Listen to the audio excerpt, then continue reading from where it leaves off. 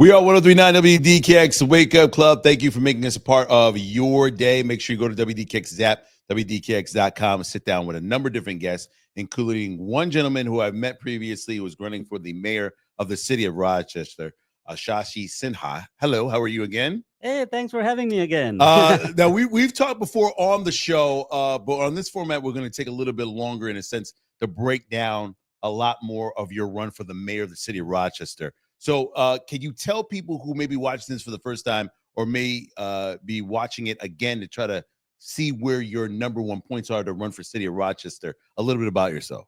Yeah, I'm Shashi Sinha. I'm an immigrant. I Mm. moved to the country 28 years ago after doing different stints all over the country. Mhm. Finally, I'm here. Yeah. And And been in Rochester 15 years. 15 years. Yeah, my wife brought me here Okay, because of all our right. IT. And you She's a- stuck around. I stuck around. Yeah. And yeah, Rochester is a beautiful place. And we like it. Now, We like it. But when we first started talking, though, you really got into this. How does a guy who is in the tech world, successful business, wife or professor, got a family, decide I want to run for the city of Rochester? What pushes you there? Yeah. So I didn't have any plans until November to run for any office. Okay. I have never held any office. Mhm. Um, but something happened. And we have talked about many things among our friends. That Yeah. How Rochester is struggling in so many foundational things. I was one of my friend had reached out to me asking if I wanted to buy properties on Mhm. cheap. Mhm. He was talking about tax foreclosure auction that city was doing. Mhm. That's when I learned that city had put 2,000 houses in tax foreclosure. Mhm. That's more than 2% of all the parcels in the city. Mhm. Um, I started looking into it, found out that a lot of senior citizens and homeowners who have lived all their life in these houses, they grew up there, and now they're at risk of losing them Mhm. because they can't afford. Senior citizen, I met a lady who lives on $1,100 Social Security. Mhm. She got to buy food. She got to have pay utility on a Yeah, drafty house, Yep, absolutely. which is pretty expensive. Absolutely. Have a car because we don't really have a good public transportation. Mhm. She didn't even have car insurance. Mhm. And city is saying, pay your back taxes or we're going to take your house away, or giving a payment plan that she can't afford. Yeah. Actually, I met with her again yesterday. Mhm. And now she has a payment plan with the city. She is struggling through it. Mhm. Now county is coming after her. Oh, no. That now we can.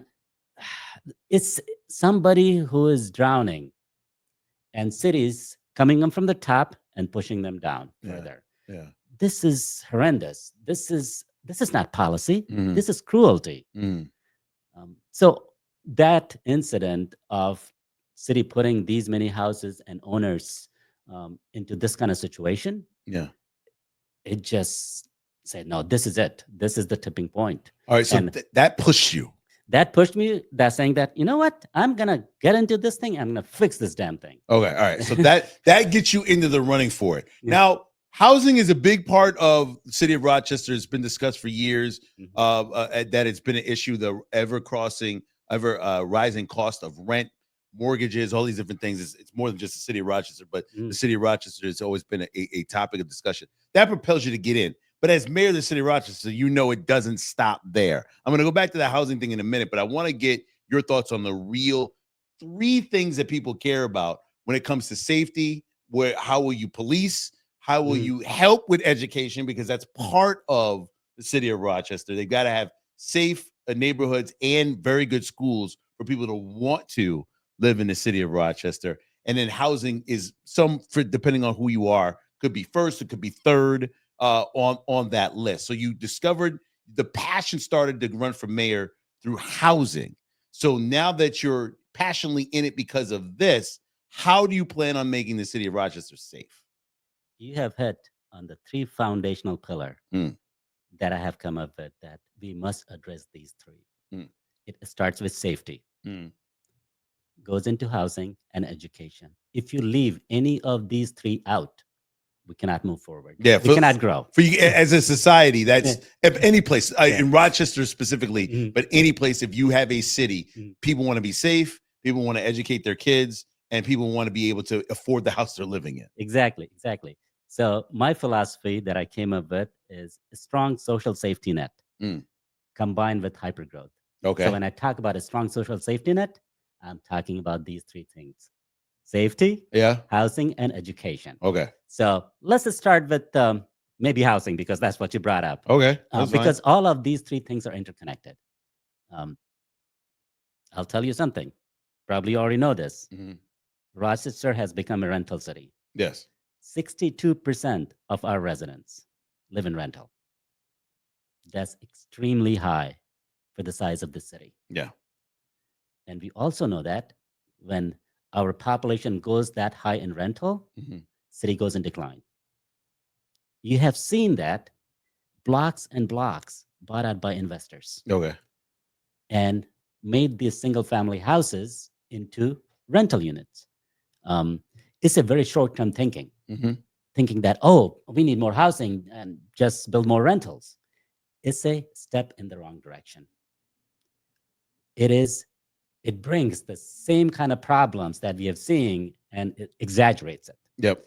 Because with rental, think about this: what happens if we build more rentals? There's something going in downtown, and Mayor talks about it, that we are building a lot of housing, but what he's talking about, building rentals. See what happens here. Developer gets the project. Yeah. They bring people from outside to build these houses, or not houses. Invest. Yep. To build this, they make good wages. Most of them are not city resident. Once it's done, developer runs away with the profit. Yep. Good wages, people who don't live here. What do we get? All we get after that is paying rent to eternity. Okay. to people who own the property, invested in it, and are sharing and are now getting the profits back. Exactly. There's nothing in for residents here. All right. So are you looking to build homes for people to own themselves? This is where my signature plan comes in. Okay. I will build 4,000 housing units for ownership. For ownership, not for Rochesterians. For Rochesterians, yes. Okay. And city owns 3,000 vacant lots. I'm going to use every single one of them to build these single family duplexes, triplexes throughout the city, mostly in the struggling neighborhoods. Okay. On the west side and northeast side. And the city would do it. The city would pay for it, and who would be the owner, the person that lives in it, or the city would be like, hey, is this loan pay us back for, like, how would that work? So before I get into this, I'll talk about in a very small scale, city has done something like that. The idea started under Lovely Warren by the block program. Yeah. City had built 24 houses in phase one. They spent $500,000+ to build one unit, just one unit. It's mind-boggling. These are 1,100 to 1,400 square feet houses, very basic houses. Why is costing so much? Where the money is going? And then they sell it for $10,000 or $100,000 to residents who want to buy it. But these are 24 houses. This is a lottery. It's not a housing ownership plan. Okay. So you have a more efficient plan. Yes. Let me get into it. Okay. So I will build this 4,000 units without any subsidies. I'm going to build it on at cheap cost, not cheap quality, cheap cost. We will use modular approaches to building. We will hire people from within the city. We will not give it to developers. Okay. So the money will stay local. Money will stay local. Okay. People will get job. We're going to build these houses. We'll sell them at cost with slight margin. So people will get these houses between $80,000 to $125,000. Think about this. People can pay for those houses as much as they pay, or even less than what they pay for rent.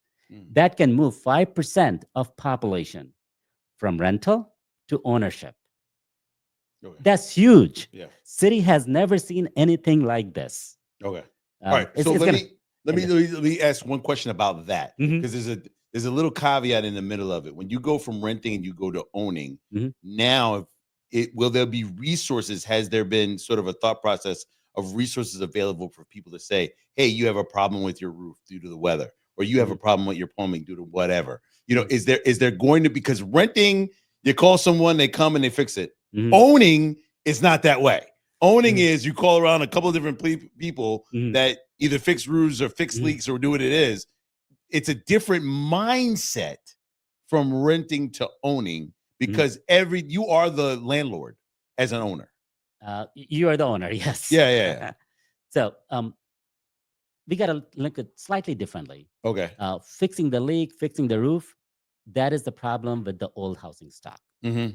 These will be brand new houses, modular, very tight houses, high quality. Mm-hmm. So likely people will not run into some of these issues. Okay. But you're right. That moving from rental to ownership is a different game because it is your house. Things will come up that you need to take care of. To your point, would there be resources? It's a learning experience.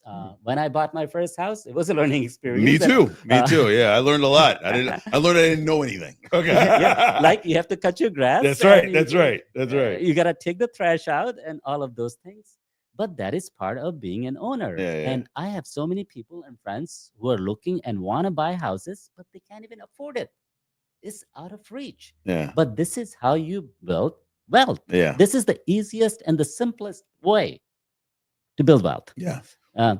It sounds interesting. It's to the how quickly can this be done, in a model, and into the consistency of people being able to keep up with it, which I'm sure that they would be able to. But it's hard. Like owning a home is not an easy thing, but it can be done and should be, at least I think, attempted in the city of Rochester, to keep people who live here who aren't going to move in 3 years or move in 5 months or move whatever, because they're using Rochester as a temporary home, as far as instead of a main home and a main residence, to grow their family and give that housing property to their family going forward. So I do understand all of the layers. It seems the way we just did it just now just seems like it's quick. It's a long process. It doesn't have to be long process. Okay. What I'm talking about, this 4,000 housing unit, is within 4 years. 500 the first, 800 the next, 12 the third, and 15 the fourth year. And so you can get it in 4 years. I will get them done in 4 years, because we are not talking about traditional building methods. Yeah. We are talking about modular and panelized home construction. Yeah. There is no basement. It can be slab on grade. It could be screws, screw foundation. It could be helical piles. There are very many different methods to do it. And so what you're talking about is assembly of houses. And when I'm talking about bringing people from inside, people who live in the city, you don't have to be a trained carpenter with 3 years of experience or 10 years of experience. It's assembly. Okay. So we can train these people very quickly to get it done. Okay. So and this will provide jobs. Think about this. Yeah, well, once they're built, once they're built, and then the trade skill lives forever, because once you've been able to do it, exactly, you'll know exactly what to do. All right, so then go ahead. One more. So this is not only housing. Think about this. People will move into housing that gives stability for people. As for city, it gives them income, as opposed to subsidies that the Buy the Block program does. Waste taxpayers' money. This will actually generate income for the city. First, in the short term, slight margin, 5 to 10,000 per house, plus new tax base. I'm talking about bringing the taxes down as well. Yeah. So that's a lot of people. That's what intrigues me. But it's an in total process. It's not like we do this, it's going to automatically happens. You're 4 years. We're talking. This is a long time for a lot of people, but not really if you don't plan on moving anywhere. So it can be done. It can be done. Absolutely. Yeah, I will do it. And if elected mayor, you would do it. All right. So then once I've got the house, how do you plan on making Rochester safe to live in the house? So when I'm talking about, when I earlier said that these 3 things are interconnected, that is safety, education, and housing. Yes. They are interconnected. I know. We got to take care of all of these 3 at the same time. Okay. So when I'm talking about building these houses, we will think about pockets, bigger pockets, like 10, 20 blocks at a time in different areas. What that means is we're going to look into safety on those pockets. Are there any crime there? No, we got to take care of it. What's happening with the kids in those neighborhoods? Are they going to school? Are they learning or not? Clean that area up, the whole thing. at once, Mm-hmm. start the construction, Mm-hmm. move up quickly, shock the system. Mm-hmm. And before you know it, is one of the safe area, kids going to good schools, Yep. because I'm not going to leave education out, Yeah. and people are going to be living there. So it's going to build up whole neighborhood in this form. And not only that, I'm also talking about building grocery stores. I'm talking about building pharmacy in those area, in those pockets. So it's the holistic approach I'm Yeah. talking about. Even though I say it's housing, Yeah. Yeah. it's a lot more than housing I'm talking about. Okay. All right. So, but you're also saying that you're looking to reinvest city money and resources back into the city to see that growth and give what an alternative so people now have jobs so they won't commit crime. Part of that it is, when I'm talking about giving people job, some folks are into crime because they may not have an avenue out. They Mm. don't have a career. Mm-hmm. So this is an option for them. Absolutely. Yeah. Yeah. But it is option for everybody who's looking for a job. Okay. Good paying job, as opposed to just underemployed or being in the crime or doing something else. Okay. This is an option because I'm talking about economic growth for the city, economic growth for the people. And everybody knows it, Yeah. that economics is a big part of a lot of problems, and poverty is a big part of a lot of problems. But will you? I guess as somebody who, as the mayor of the city of Rochester, you will have to appoint a police chief. There will be some that do not want to take the option of the job. There'll be some that will want to go down the road because they either like it or that's a part of who they are, or they don't want to change, or you know what I mean. I don't care who the mayor is. I'm still going to do what I'm going to do, illegal or hurt anybody that they want. Mhm. Is or do you have a plan for that, or is it just more enforcement coming with police? It is a lot more than that. Um, with every issue, my approach is look into what we can do right now. Mm-hmm. Mm-hmm. Second, look into the core of where this is coming from. Mhm. How do we fix the core of the issue? So when we're talking about public safety, Mm-hmm. especially violent crime, Yeah. yes, I have said very openly, I'm going to make police visible. I'm going to put police where crime is happening in the hot spots, Yeah. because it is proven that if you put a cop on the corner, chances of crime happening in that corner goes down. Mhm. If you put a blue light camera in that corner, chances of crime happening in that corner goes down. Mm-hmm. So yes, I will be making police visible. I'm going to reallocate the resources from police to make the area safe. Okay. Um, and there are multiple pieces to it. There's the repeat offender thing that I think we talked last time around. Yeah. That, there are going to be consequences. I'll work with judges and prosecutors. If you continue to do same things over and over again, There'll be a there, penalty. there will be consequences. You said that last time on the radio. Um, Yeah. And but other thing I also talked about, these young kids now getting into crime. Yeah. 13, 14, 15. Mm-hmm. Think about this. This is not normal. Mm-mm. Our foundation is rotted, seems like. Mm. Those kids, they belong in school. Plain and simple. They should not be out in the street Mm-hmm. getting into this life. Think about this. What's going to happen 10 years from now for those kids Mm-hmm. if you leave it alone? Yeah. We know what's going to happen because we are seeing it right now. All right. And so- you believe as mayor you would be able to at least give an alternative, not to say that you would be able to get into every home, Mhm. at least give them an option not to do the things that they are doing that could lead them either to jail or in the criminal justice system or whatever it might be, family services. Mhm. You feel as mayor there will be options for them to get out of it easier rather than difficult. It's going to be definitely they're going to be the option, but it's going to be more than option. Okay. Um, More than an option. More than an option. Okay. Especially if you're 13, 14, 15-year-old kid Yeah. gotten into this. I'm not the one for putting people in prison. I don't like that idea, especially these young kids. Yes. We have seen what's happening. Prison has become a business. Yes. I'm very much opposed to it. Yeah. But we got to give these kids a path to success. Mm-hmm. And what that means is they will need to be in school, especially if you have gotten into this kind of trouble. Okay. What that means is from 8 o'clock in the morning, you can't be out in the streets. you're at that age, you belong in school. You have to be in school. Mhm.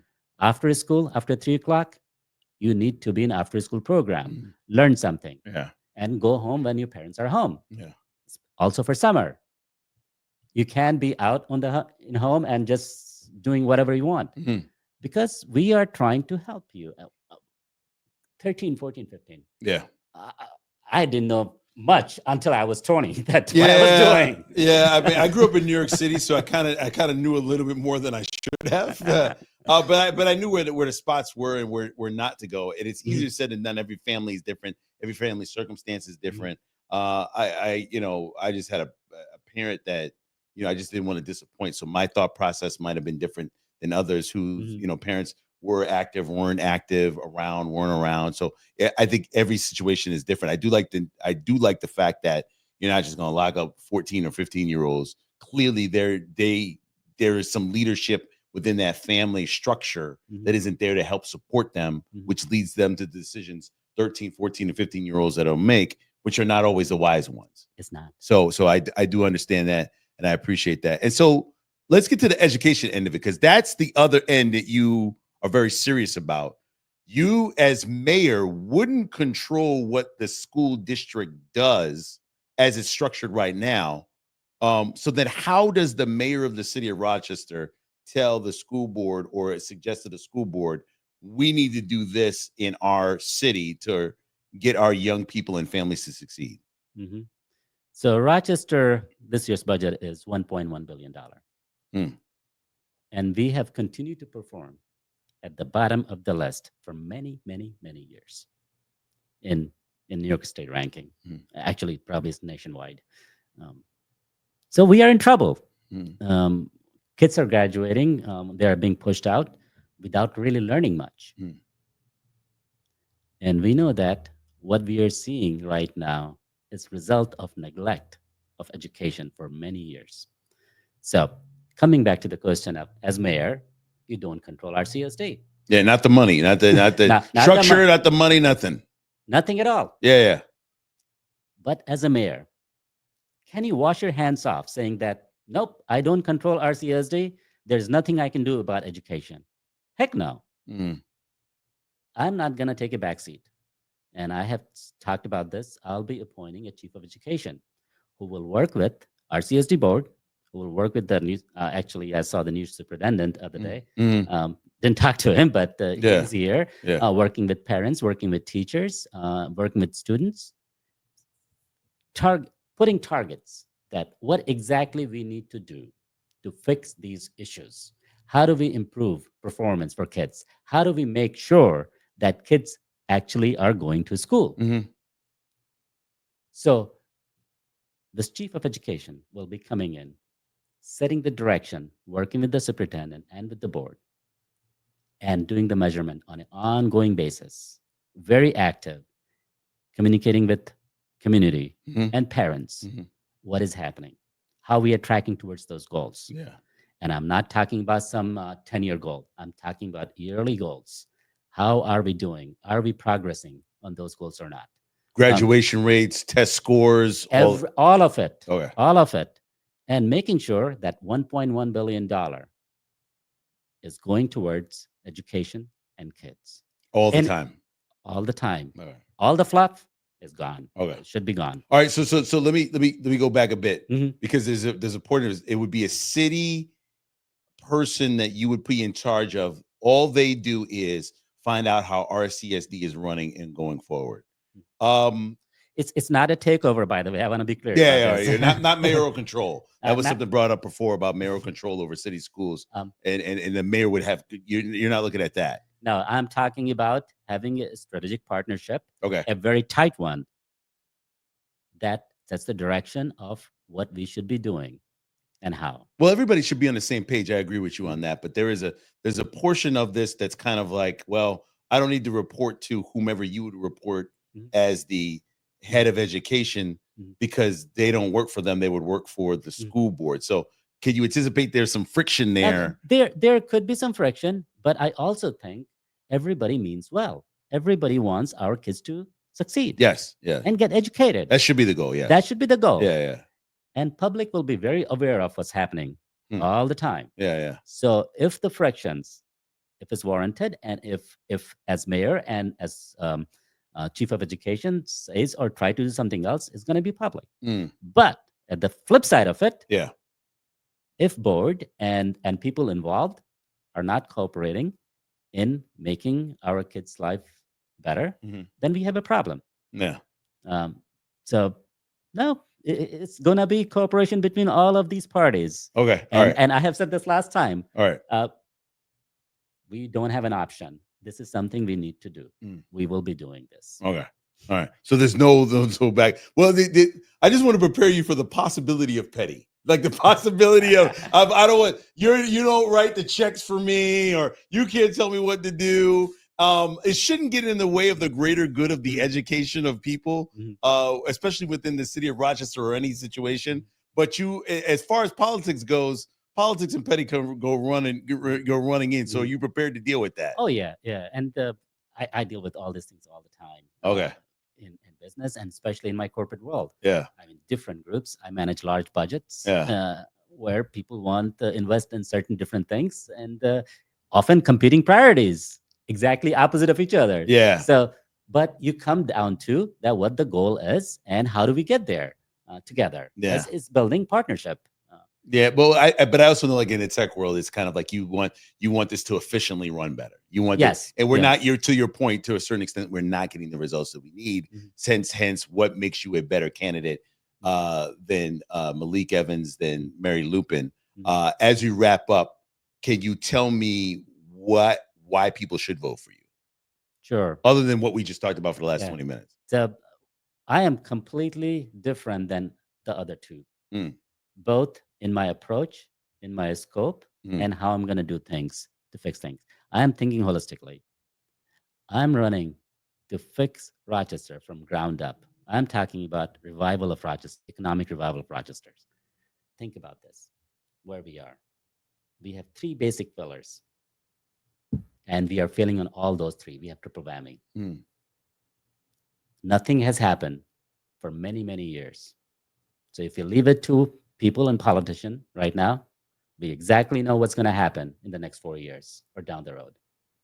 I'm bringing in very different vision, a big one, a bold one, that I'm going to rub a lot of people the wrong way, but it's about getting the results. I want to put Rochester back on the map. I want to take Rochester in a growth trajectory.